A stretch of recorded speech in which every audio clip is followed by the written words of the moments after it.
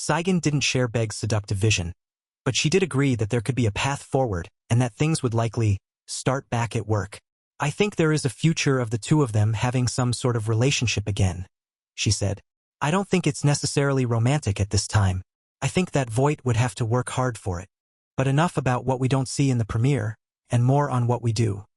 The intelligence unit is still benched while Commander Devlin conducts an evaluation.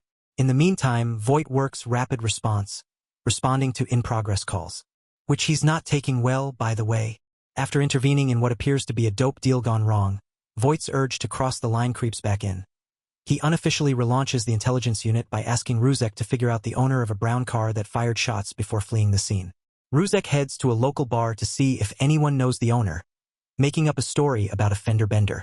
His nosiness gets him into a bar fight with two patrons, one of whom turns out to be on duty with the Bureau of Alcohol, Tobacco, Firearms, and Explosives.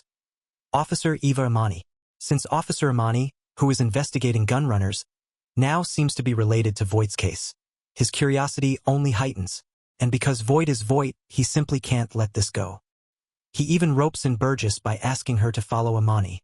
She soon finds the ATF officer getting assaulted by her gun-running contact. Burgess steps in to help Imani, nearly getting herself killed until Voight shows up and shoots the guy. Then, Voight orders Imani to hide the truth. Burgess was never there. She hasn't been approved for duty yet. Imani agrees, solidifying their new bond with a lie. Voight and Imani continue their unofficial investigation into this gunrunner, and they find a stash of weapons that were stolen from the CPD. Voight uses this information as ammunition, pun intended, to blackmail the commander, since the theft was never reported. The intelligence unit is then immediately reinstated, and Voight offers Imani a place on his squad. He even says he'll give her a long leash. But is it the best idea for Voight to team up with Imani, someone who seems as willing as he is to lie and cross the line in order to solve a case?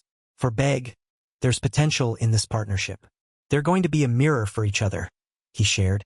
I'm sure it'll be bumpy at times, but ultimately we will both have a much fuller understanding of ourselves and each other through each other.